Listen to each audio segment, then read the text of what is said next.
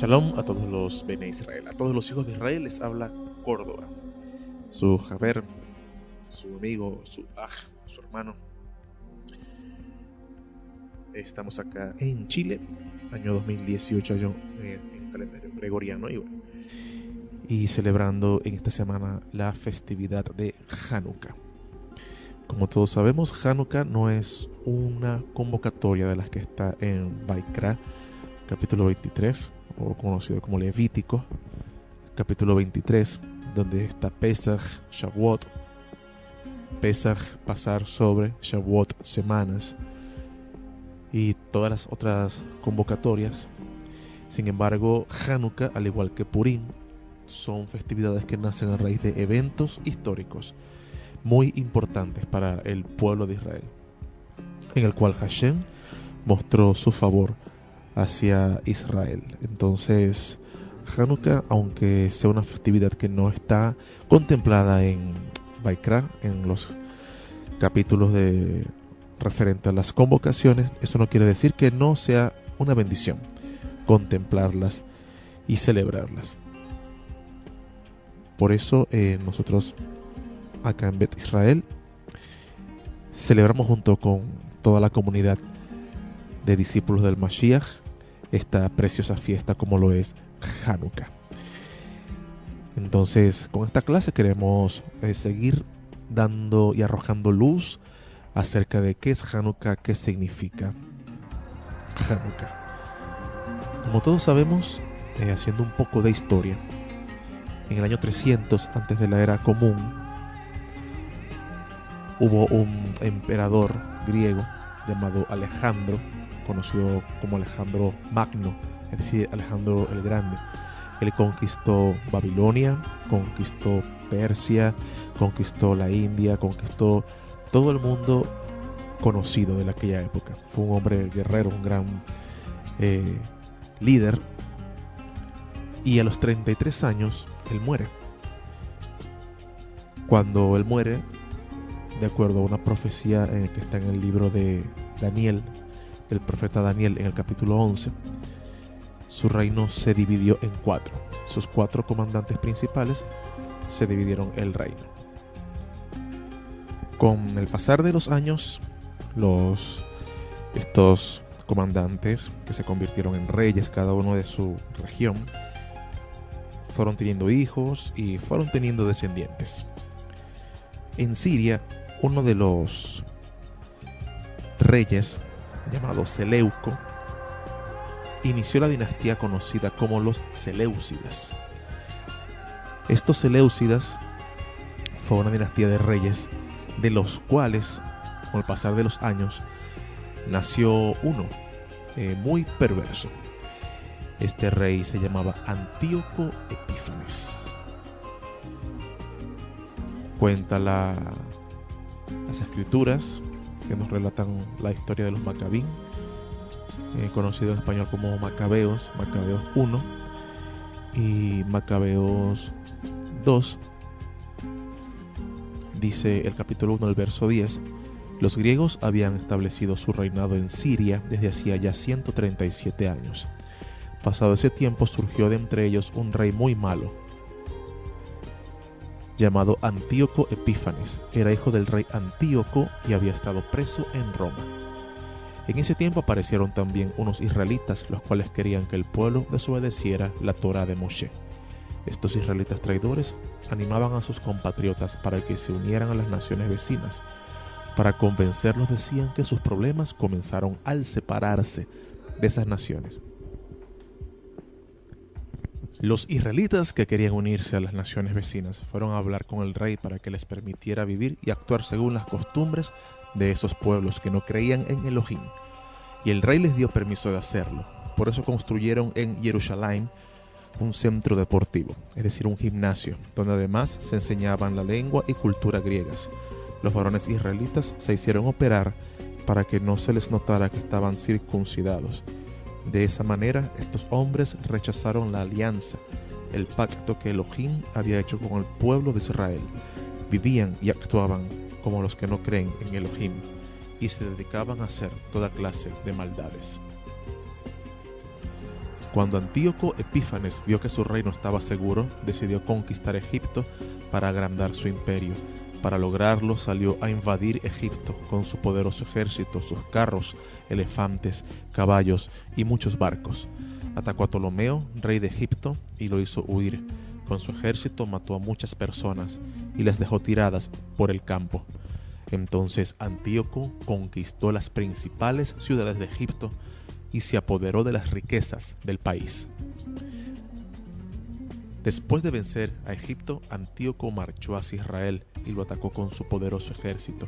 Esto sucedió en el año 143 desde el reinado de los griegos. Al llegar a Jerusalén se creía tan importante que entró al Bet Hamikdash, conocido como el templo, y se llevó el altar de oro y también la menorá con todos sus utensilios. También se robó la mesa donde se ponían los panes dedicados a Elohim, las copas, todos los demás muebles y utensilios de oro que se usaban para el servicio a Hashem. Se apoderó de las cortinas y de todo el oro que cubría la fachada del Bet Hamikdash o del templo. También se robó el oro, la plata y los utensilios más valiosos. Hasta encontró los tesoros que estaban escondidos y se los llevó. Después de matar a mucha gente y de hablar con orgullo de lo que había hecho, regresó a su tierra llevándose lo que se había robado. En todo el país de Israel la gente sufría mucho. Los gobernadores y los jefes del pueblo lloraban a gritos. Las muchachas y los jóvenes andaban muy tristes y las mujeres hermosas se quitaron sus adornos. Los recién casados entonaban canciones tristes. Las novias no salían de sus cuartos. Parecía estar de luto. Los israelitas sufrían mucho y se sentían muy humillados. Esto ocurrió aproximadamente en el año 165 antes de la Era Común. Como podemos ver, recordemos que la Era Común es lo que se conoce como antes de Cristo o después de Cristo. Nosotros lo llamamos la Era Común. Entonces, 165 años aproximadamente antes de la llegada de Yehoshua, el Mashiach, ocurrieron todos estos sucesos. Cuenta el libro de los Macabín o los Macabeos, que deberían estarlos leyendo ya. Como les explico siempre, si alguien quiere el material, simplemente escríbanos a betisrael.internacional@gmail.com y allí estaremos enviándoles material para estudio. Se levantaron Matitiahu, un sacerdote, un Cohen, y sus hijos. El mayor era Yehudá Macabí, conocido como Judas Macabeo. Cuenta la historia que ellos pelearon muchísimo, pelearon aguerridamente, pelearon de forma impresionante. Un ejército muy pequeño, con armas sumamente inferiores a las del ejército griego. El ejército griego tenía ejércitos de elefantes, tenía caballos, gente armada con escudos, con espadas, tenía toda una armada impresionante. Y no se entiende cómo un puñado de Yehudim, de israelitas, que simplemente lo que querían era que la Torah de Hashem se cumpliera, no se entiende cómo han ganado esta guerra.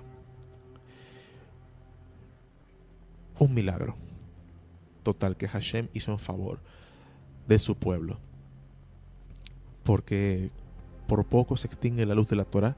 Antíoco Epífanes sacrificaba cerdos dentro del Bet Hamikdash, llenó de sangre de animales impuros el altar, mató niños simplemente porque las madres los circuncidaban, mató israelitas enteros cuando descubría que estaban guardando el Shabbat.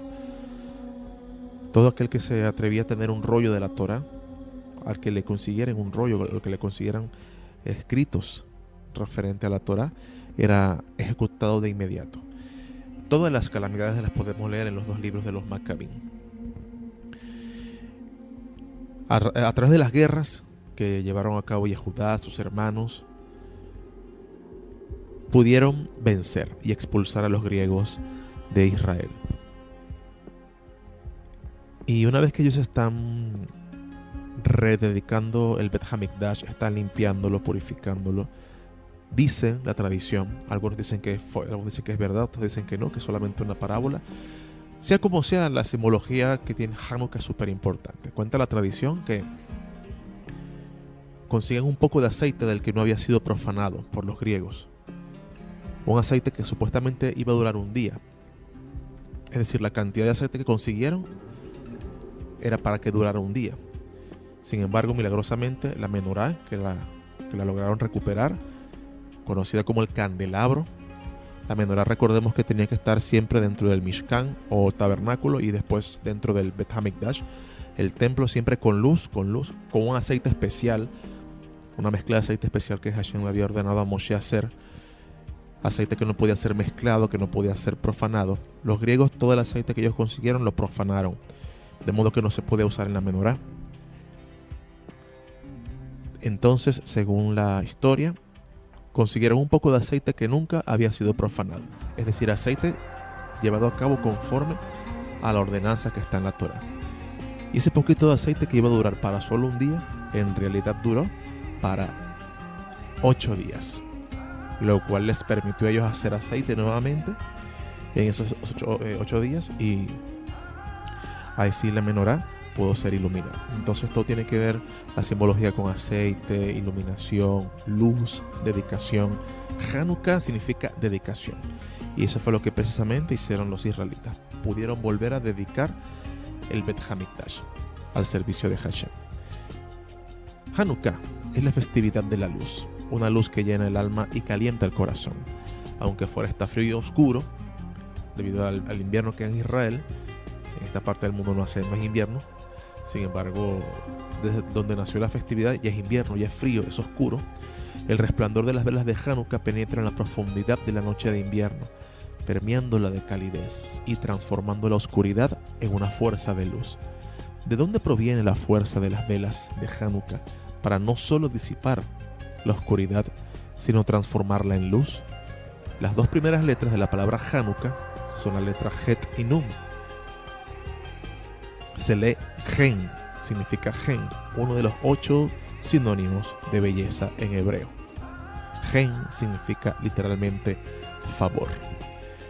Como vemos en este diagrama, aquí vemos Hanukkah, que es igual a dedicación. Lo tenemos escrito la misma palabra, pero en dos hebreos diferentes. El que está a la izquierda es el hebreo conocido como hebreo paleo, el hebreo más antiguo, uno de los hebreos más antiguos. Y el que está a la derecha es el hebreo moderno. Entonces ahí tenemos la Het, la Nun, la Vav, la Kaf y la He. Se lee Hanukkah. Si prestamos atención, las dos primeras letras, la Het y la Nun, cuando se unen y se separan, nos dan la palabra favor. Entonces, esta palabra es muy importante a la hora de entender el milagro de Hanukkah. Leamos en Bereshit, conocido como Génesis. Vamos a trasladarnos miles de años en el pasado, al comienzo de la creación. Cuando leemos en Bereshit, conocido como Génesis, el capítulo 6, del verso 5 al 8, vamos a ver la primera vez en toda la escritura que aparece la palabra Gen, favor. Dice: el Eterno vio que era grande la maldad del hombre sobre la tierra, y que todo designio de los pensamientos de su corazón era solo maldad todo el día. Y el Eterno reconsideró porque había hecho al hombre en la tierra, y se entristeció su corazón. Y el Eterno dijo: desintegraré de sobre la superficie de la tierra al hombre que he creado, desde el hombre hasta el animal, hasta la criatura rastrera y el ave de los cielos, pues he reconsiderado por haberlos hecho. Pero Noah halló favor, es decir, Gen, en los ojos del Eterno. Ahí por primera vez encontramos la palabra Gen. De modo que vemos que la palabra Gen aparece por primera vez en la Torá, en el libro de Bereshit, donde dice: pero Noah halló Gen, favor, a los ojos del Eterno. Ahora, el nombre en hebreo Noah, Het Nun, es favor, es decir, Gen, escrito a la inversa. ¿Sí lo ven? Impresionante, qué bonito está toda esta simbología hebrea. tenemos la palabra gen, favor, arriba. Tenemos la het y la nun. Ahí tenemos las dos letras. Pero abajo tenemos la nun y la het. Noaj es favor al revés. Entonces, como su primera aparición en la Torá está justo al lado, a su opuesto, la primera vez que aparece gen está justo al lado de Noaj en la narrativa, aprendemos que el favor de Adonai es quien nos escoge y revela cómo traer luz a la oscuridad manifestada en la maldad de los seres humanos. La oscuridad que está manifestada en la maldad del ser humano. De allí puede venir luz. De allí puede venir el gen, el favor de Hashem. Noaj, dice la Torá, que era un hombre íntegro, un hombre que se conducía de forma correcta. Y él fue escogido por Hashem para comenzar el plan de redención del hombre. Hashem dice en la escritura que luego él dice que él sabía que los humanos siempre, continuamente iban a buscar el mal. Y entonces, en lugar de volverlos a destruir, diseñó un plan mejor, que fue traer luz al mundo a través de la creación del pueblo de Israel. Pero Noaj tuvo que hacer su parte de construir el arca, esta gran nave, para poder salvarse él, su familia, y de esa forma comenzar de cero. Entonces de esto aprendemos que de la oscuridad saldrá la luz. Vamos a trasladarnos ahora un poco más atrás en Bereshit, Génesis capítulo 1, del 1 al 4. Dice: en el principio del crear Elohim los cielos y la tierra, cuando la tierra era confusión y vacío, con obscuridad sobre la superficie del abismo, y el aliento de Elohim, Ruach, Elohim literalmente, planeaba sobre la superficie de las aguas, entonces Elohim dijo: haya luz. Y hubo luz. Elohim vio que la luz era buena, es decir, tov. La palabra bueno en hebreo es tov, que significa propósito, que la luz tenía un propósito. Y Elohim separó entre la luz y la oscuridad. Impresionante este texto, porque dice que la tierra era confusión y vacío, con oscuridad. ¿Qué había? Oscuridad total. Este texto de Bereshit realmente es un texto de los que se repiten a lo largo de la historia de la humanidad, en tiempos diferentes, tal vez con protagonistas diferentes, pero todo tiene un mismo final. Es decir, como final me refiero a un mismo propósito. Se entiende como un mismo propósito. A lo largo de toda la historia de Israel ha habido muchos momentos de oscuridad. Inclusive en nuestra vida personal, nosotros hemos atravesado seguramente muchos momentos de oscuridad, caos, confusión, vacío. Bereshit, capítulo 1, lo que está relatando es esa guerra constante que vamos a tener nosotros, sobre todo los Bene Israel, con la oscuridad, con el vacío, con el caos. Pero aprendemos de la Torá que de la oscuridad nace la luz. Vean qué dice: entonces dijo Elohim: haya luz, y hubo luz. Entonces vio que la luz era buena, tenía un propósito, y Elohim separó entre la luz y la oscuridad. Imagínense eso, una oscuridad densa, gigantesca, y que de forma milagrosa de la oscuridad explote la luz y salga. Eso fue lo que pasó en realidad ha pasado muchas veces en el pueblo de Israel, y eso fue lo que ocurrió cuando nuestros ancestros tuvieron que enfrentarse a los griegos, que por poco extinguen la luz de Israel, la luz de la Torá. Hagamos una conexión con la segunda carta que escribe Rab Shaul, al que le pusieron apóstol Pablo. El Rab Shaul, que le escribe a la comunidad de discípulos que estaban en Corinto, a los corintios. Esto que le está diciendo acá está conectado directamente, pero directamente con Bereshit capítulo 1. Dice: porque Elohim que dijo: resplandezca la luz en las tinieblas, es el que resplandeció en nuestros corazones para la iluminación del conocimiento de la gloria de Elohim en la faz o en el rostro del Mashiach. Entonces, recordemos que dice que la Ruach, el aliento, la inspiración de Elohim estaba moviéndose, y esa Ruach, cuando habló, cuando sopló, y Hashem dijo, haya luz, resplandeció. Y Rab Shaul nos está explicando que esa iluminación es directamente la gloria del Mashiach, la inspiración del Mashiach en nuestra vida, lo cual vamos a explicar más adelante un poco qué es la inspiración del Mashiach y cuál es esa ruach o esa inspiración, o esos 7 inspiraciones, las 7 ruhot, las 7 iluminaciones en las cuales vamos a aprender a meditar en esta clase, en las cuales vamos a aprender a visualizar para traer la luz del Mashiach a nuestra vida, una luz para cada día de Hanukkah.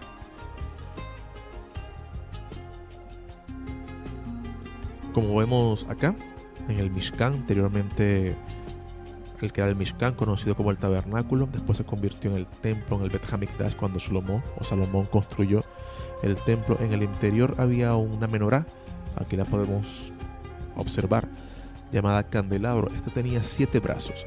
Ella tenía que estar encendida siempre, permanentemente, con el aceite que Hashem había ordenado a Moshe que debía preparar.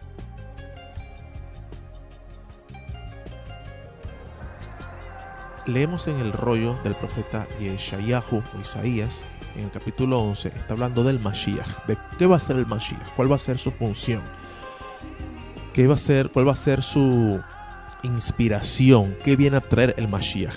Dice, saldrá una vara del tronco de Ishaí y un vástago retoñará de sus raíces y sobre él reposará Ruach. Entonces ahí vemos las 7, hay literalmente 7 inspiraciones. La palabra Ruach en hebreo es lo que traducen como espíritu, se traduce como aliento, inspiración o espíritu.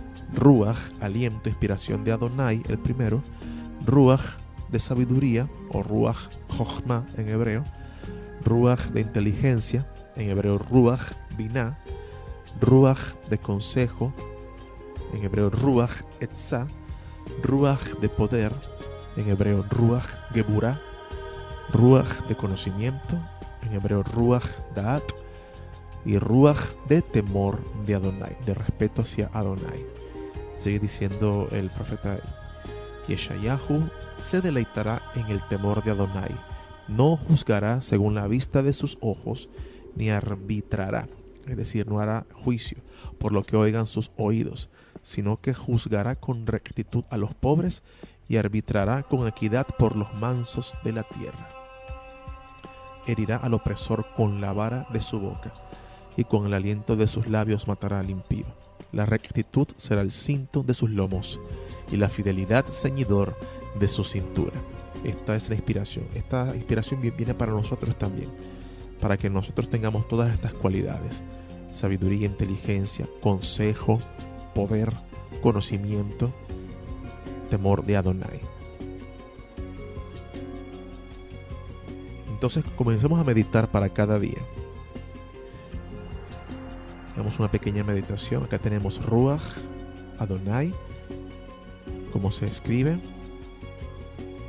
Para el primer día, para el segundo día, Ruach Jochma o Ruach de sabiduría. Cada día en lo que encendamos nuestras velas de Hanukkah, estemos ahí frente a las Hanukkillas, frente a nuestras candelas que encendamos, visualicemos dentro de nuestro ser toda esta menorá y estos ruhot, estas inspiraciones, así como están alumbrando, así encendidas dentro de nosotros. Invoquemos a Hashem con estas inspiraciones, con estos ruhot, para que se vuelvan acciones en nuestra vida. Ruach Binah, tenemos ahí Ruach inteligencia, Ruach Etzá, Ruach de consejo. Todos estos ruhot reposaron sobre los Maccabim. Tuvieron que tener inteligencia para saber cuándo atacar, dónde atacar. Tuvieron que tener consejo entre ellos. Tuvieron que tener sabiduría, sobre todo la inspiración de Adonai, la fuerza de Adonai, para poder vencer. Ruach Geburah, poder, Ruach de poder. Necesitaron fuerza, fortaleza para no desmayar al ver cuando sus hermanos eran tal vez asesinados, torturados. Ellos tuvieron que tener fuerza, poder para soportar, no desanimarse, sino seguir en la lucha por la libertad. Ruach Da'at, Ruach de conocimiento. Recordamos lo que dijo Rab Shaul, que el que dijo resplandezca la luz también resplandeció en nosotros para el conocimiento de la gloria del Mashiach. Y Ruach Irat Adonai, Ruach de temor de Adonai. Entonces meditemos cada día en nuestro ser interior, que estos Ruchot están viniendo a nuestro ser interior, a nuestra mente, que se están posando sobre nosotros para que podamos ir nosotros perfeccionándonos y alcanzando la estatura del varón perfecto, del Mashiach. Ahí tenemos los 7 Ruchot, las 7 inspiraciones en la menorá. Contemplémoslo un momento. Visualicemos esas Ruchot, esas inspiraciones dentro de nosotros como Bene Israel. Y de esa forma podamos crecer.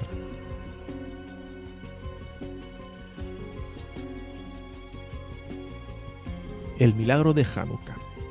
Ahora podemos empezar a comprender cómo las luces de Hanukkah consiguen transformar la oscuridad en luz. La luz emergió de la oscuridad, la cual contiene dentro de sí el potencial de alumbrar. La misma oscuridad contiene dentro de sí ese potencial para alumbrar. En verdad, la luz oculta, inherente dentro de la oscuridad, es infinitamente más bella que la luz revelada, que experimentamos naturalmente. Lo que nos están explicando acá los cabalistas es que esa luz que nace de la propia oscuridad es más bonita que la luz que sale así de forma natural. ¿Por qué? Porque la luz que nace de la oscuridad tuvimos que esforzarnos muchísimo para que emergiera. Por lo tanto, es una luz que valoramos mucho más. Es una luz que podemos observar con gran belleza. De hecho, la luz que había en la oscuridad, cuando leemos en Bereshit, fue la luz creadora. De esa luz se pudo crear acá el mundo físico. Recordemos que la carta que escriben a los hebreos dice que por firmeza entendemos que se creó el universo por la palabra de Hashem. De modo que lo que se ve fue hecho de lo que no se veía. La oscuridad que había dio a luz todo un mundo maravilloso. Trajo a la realidad el mundo físico. Recordando que el mundo físico es una consecuencia literal del mundo espiritual o el mundo invisible. Entonces Hanukkah es eso, es nueva creación, es nuevo nacimiento, es traer a nuestra vida esas Ruchot del Mashiach. Si queremos saber de consejos, sabiduría, leemos Mishle. Les invito a leer todo el libro de Mishle, conocido como Proverbios. Ahí hay sabiduría práctica. Ya es una decisión de cada uno de ustedes comenzar a leer Mishle, Kohelet o Eclesiastés. Son libros que tienen mucha sabiduría práctica para vivir el mundo espiritual acá en el mundo físico, en el mundo de la acción. Esto también surge, lo que veníamos explicando, del versículo de Eclesiastés 2.13, donde dice: como la ventaja de la luz sobre la oscuridad, así es la ventaja de la sabiduría sobre la necedad. Aunque esta es la interpretación aceptada del versículo, una lectura puramente literal, es decir, ese versículo literalmente, diría que las palabras sugieren una interpretación alternativa, la cual sería: como la ventaja de la luz que viene de la oscuridad, sería literalmente. Imagínense qué impresionante, la luz que viene de la oscuridad. Pero ¿cómo la oscuridad va a tener luz? Damas y caballeros, ese es un misterio de los que Hashem nos plantea. Como la ventaja de la luz que viene de la oscuridad es la ventaja de la sabiduría sobre la necedad. Entonces, los griegos eran sumamente necios. ¿Qué dice uno de los Tejilín, uno de los salmos? Dice: el necio en su corazón no hay Elohim. Y eso era lo que decían los griegos. Elohim, el Elohim de Israel no existe.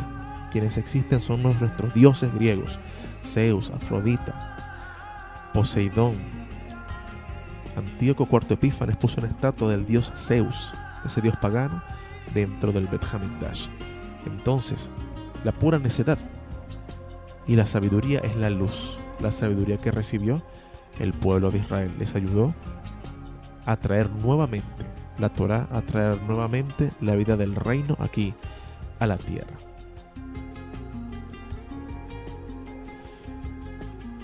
Implicando, entre otras cosas, que la luz que emerge de la oscuridad misma es la verdadera fuente de la superioridad de la sabiduría. La luz escondida inherente dentro de la oscuridad debe ser encendida dentro de la conciencia, a fin de transformar este mundo físico en el resultado del mundo de luz espiritual. Entonces, dentro de nuestra conciencia, de la conciencia de cada uno de nosotros, encendamos la luz de Hanukkah.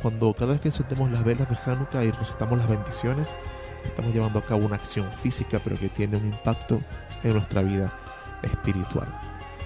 Y a su vez, el mundo espiritual trae al mundo físico resultados provenientes de las meditaciones, provenientes de las celebraciones, de estas convocatorias, de estas fiestas que tienen un significado espiritual impresionante.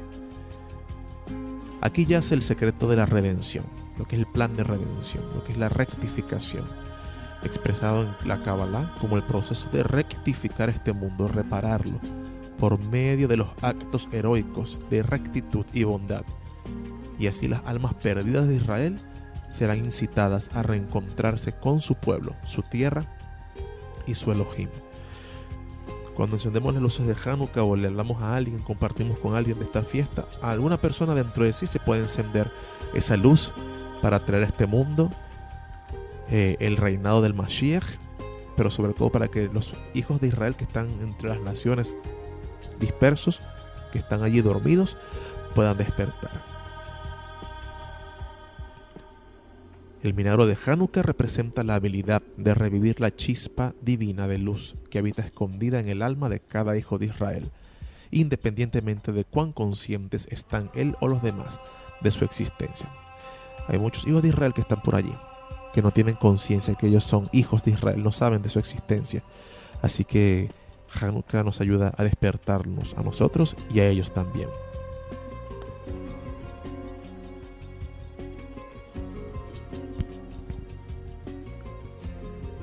Leemos en el libro de los Macabín, de los Macabeos, capítulo 10, verso 1 al 8, con la ayuda de Elohim, Yehuda Macabí y su gente volvieron a conquistar la ciudad de Jerusalén y el Bet Hamikdash, el templo, y fueron a las plazas y a los recintos sagrados y destruyeron los altares que los extranjeros habían construido para adorar a sus dioses. Purificaron el Bet Hamikdash, el templo, y construyeron un nuevo altar. Y como hacía 2 años que no presentaban ofrendas a Elohim, hicieron fuego frotando 2 piedras. Con ese fuego encendieron la leña y quemaron las ofrendas que presentaron ante Elohim. También quemaron incienso, encendieron las lámparas y colocaron en la mesa los panes dedicados a él, es decir, a Elohim. Después se inclinaron hasta tocar al suelo con la frente y le rogaron a Elohim que no los volviera a castigar con tantas adversidades. También le pidieron que si volvían a pecar, los corrigiera con bondad, pero que jamás los volviera a entregar a los extranjeros, pues estos eran crueles y no respetaban a Elohim. La purificación del templo se llevó a cabo el día 25 del mes de Kislev, que es el mes noveno, es decir, el mes hebreo en el que estamos ahora. Es decir, la misma fecha en que los extranjeros malvados le habían faltado el respeto al templo, adorando a otros dioses. Por eso el 25 de Kislev, el 25 del mes noveno, damos inicio a esta festividad de 8 días de Hanukkah. Hacía poco tiempo que habían celebrado la fiesta de Sukkot, cabañas, escondidos en las montañas y en las cuevas, como si fueran animales salvajes. Por eso, para celebrar la purificación del Bet Hamikdash, durante 8 días hicieron una fiesta muy parecida, en la que todos llevaban en las manos hojas de palmera y ramas verdes adornadas con limones. Era tanta su alegría que cantaban himnos a Elohim por haberles permitido llevar a cabo la purificación del Bet Hamikdash. Y todo el pueblo de Israel estuvo de acuerdo en celebrar esta fiesta cada año. Entonces aquí tenemos el inicio de la hermosa festividad de Hanukkah. Un dato importante también para que podamos nosotros meditar y visualizar estas letras preciosísimas de la palabra Maccabí, martillo. Los Maccabí, los Maccabín, o los Macabeos, la palabra Maccabí significa martillo literalmente. Por la manera tan fuerte, tan valiente, tan heroica que ellos golpearon y golpearon y golpearon a los griegos en guerras, como dijimos. Esa fue una guerra espiritual, en el mundo espiritual, acá en el mundo físico. La forma en que ellos vencieron fue haciendo meditaciones cabalísticas, meditaciones en las letras hebreas y luchando. Entonces, una meditación importante que vamos a aprender el día de hoy es la de Shemot, capítulo 15, verso 11, o Éxodo 15, 11. Si tienen tiempo en su casa lo leen en español. Y de ahí viene el origen, dicen, de la palabra Maccabí, de este acróstico o acrónimo, de la primera letra de cada una de las palabras que forman el texto Mi Kamoja Baelim Adonai. ¿Quién como tú entre los dioses, oh Adonai? Mi Kamoja Baelim Adonai. ¿Quién como tú entre los dioses, oh Adonai? La primera letra de cada palabra, la mem, la vemos allí en un color diferente. La kaf, ahí lo tenemos igual en hebreo paleo y en hebreo moderno. La mem, la kaf, la bet y la yod, con la cual inicia el nombre de Adonai, nombre que no pronunciamos, por eso decimos Adonai. La yod he, vav he. Mi kamoja baelim Adonai. ¿Quién como tú entre los dioses, oh Adonai? Enseñan los sabios que este es un acrónimo, ¿okay? Y les dejo un momento para que puedan verlas bien. Igual el video lo pueden retroceder para que puedan ver las letras. Y la primera letra de cada palabra aquí la tenemos: la mem, la kaf, la ba, la bet y la yod. Si le colocamos las vocales, recordemos que en hebreo no se escriben vocales, solo se pronuncian. Como en hebreo solamente tiene consonantes el idioma hebreo. Ahí tenemos la Maccabí. Maccabí, martillo. Mi Kamoja Baelim Adonai. ¿Quién como tú entre los dioses, oh Adonai? Visualicemos esas letras, invoquemos, gritémoslo, hablemoslo, proclamemos. Eso está bueno para proclamarlo cuando vayamos a salir, cada vez que vayamos a salir o que estemos en medio de una situación difícil, que sentimos que se va a apagar la luz dentro de nosotros, la luz de la alegría, la luz de la esperanza. Proclamemos esta meditación: Mi Kamoja Baelim Adonai.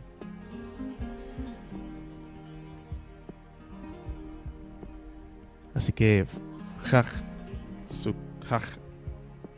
Hanukkah Sameach. Hab Urim también lo llaman Hag Urim Sameach, o feliz fiesta de las luces. Urim es luces en hebreo. Hag Urim Sameach, feliz fiesta de las luces también. Y proclamemos como buenos Ben Israel: ¿quién como tú entre los dioses, oh Adonai? Que Hashem les bendiga, que Hashem continúe dándole de su bendición a cada uno de ustedes. Y a continuación tenemos en otro de los videos acá en el canal de YouTube, tenemos la meditación del Salmo 3. El Salmo 3 completo en español, y también la meditación de las letras hebreas para el Salmo 3, de que dice: Beatá Adonai Magem Baadi Kebodi Umerim Roshi. Pero tú, Adonai, eres escudo alrededor de mí, mi gloria y el que levanta mi cabeza. Para que mediten también en esas letras y para que pueda ser protección para sus vidas también. Que Hashem continúe bendiciéndoles y que sigan teniendo una hermosa y maravillosa fiesta de Hanukkah en este año. Shalom a todos, se les quiere muchísimo.